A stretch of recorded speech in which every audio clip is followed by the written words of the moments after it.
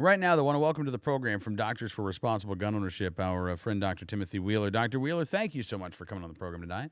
Thanks for having me, Cam. You bet. Listen, I got to tell you, I really, really appreciated your piece at National Review Online, The Wickedness Inside All of Us, where you talk about Bob Costas's a rant on gun control. And you talk about Jason Whitlock, the columnist who wrote the piece that Bob Costas quoted extensively from. You describe it a emotional bender, making some serious errors about both the historical right to keep and bear arms and the accepted scientific knowledge regarding the utility of guns in society. But really, it goes back, or does it go back, Dr. Wheeler, to this mindset of we're all bad people. We're the monsters lurking in all of us. There's no such thing as a law-abiding gun owner. There's only a potential felon. There's only a potential killer, and that's why we need these types of controls? Yes, that's pretty much it, Cam.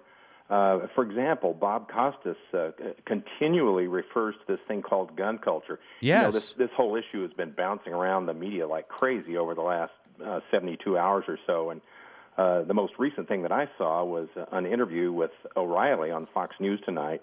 Bob Costas was on, and he talked about, among other things, this gun culture.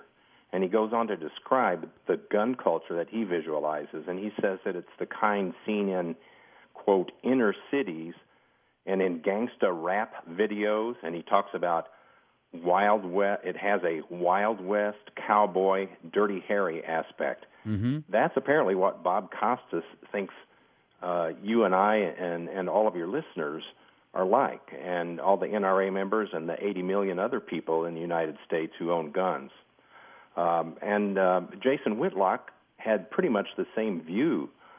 He talks about, he went on, as I said in the article, an interview with Roland Martin. He clarified for everyone that he considers the NRA, quote, the new KKK, end quote. Yeah. An outrageous, inflammatory type of comment. And the bottom line is this. I think that this reflects the worldview of two guys whose understanding of firearms in America is extremely, extremely limited. They just happen to have big media voices that allows them to amplify their ignorance. Listen, Dr. Wheeler, I cannot agree with you more. And the sad thing is, when it comes to this tragedy, when it comes to the murderous actions of Javon Belcher, Bob Costas probably actually had something to contribute that was valuable to the conversation. He's worked around NFL players. He's worked within this industry. He knows darn well the fact that there are 21 NFL teams in the country who have players right now who have either been arrested or convicted of domestic violence or sexual assault. 6 NFL players have committed suicide over the past 2 years. He knows this industry, and yet what he chose to talk about was something that he knows so little about. And that, it's, as a gun owner, I'm frustrated, and I want to use, Costas's lack of knowledge to try to make people more knowledgeable about this. But I got to tell you, just from a perspective of somebody who likes watching football and who really, I didn't have an opinion about Bob Costas one way or the other before this week. He took the coward's way out, I think, in not going and addressing these things because they may have reflected poorly on the NFL. That's right. I'm sure the NFL would just as soon not have those things aired at halftime Sunday Night Football. And the other thing, too, is, Cam, you pretty well nailed it. I think that Costas took the easy way out. He talked about one aspect of this whole picture of dysfunction that is seen so often with these guys. I mean, many of them come from backgrounds that, for one thing, they have no exposure to firearms except what they learn from their friends on the street. Mm-hmm. I mean, this is something we know from criminology. But some of these things you just can't talk about in the media, and you can't talk about especially on NBC. So Bob Costas chose not to talk about the family dysfunction, about the drug abuse, about the alcohol, all these other aspects to this that enter into not only this event, this incident, but with so many other NFL players, as you mentioned. That would be the truly difficult thing to do, is to confront these problems that these guys have that they so often that destroy their lives so often. That would be very difficult to do. Yeah, yeah, absolutely. And as you write, Dr. Wheeler, and you quote Jason Whitlock's piece, we'll watch Sunday's game and comfort ourselves with the false belief we're incapable of the wickedness that exploded inside Javon Belcher Saturday morning. And as you say, it would be instructive to know how Whitlock might defend that sweeping condemnation of humanity. But here's what comes to mind. Psychiatrists use the term projection to describe the psychological defense mechanism of denying one's own emotions and attributing them to others. Here, Whitlock suggests that anyone, not just a mentally disturbed man, is likely to act on homicidal impulses given the chance, but obviously very few people do. Is that what it really comes down to? For some of these gun control advocates, Dr. Wheeler, is it really that they don't trust themselves with a firearm, so therefore they don't trust anybody else? Yes. Many of them, I'm convinced, and I've seen a lot of these folks over the years, Cam. I think that many of them are afraid of their own impulses. They may even have poor impulse control.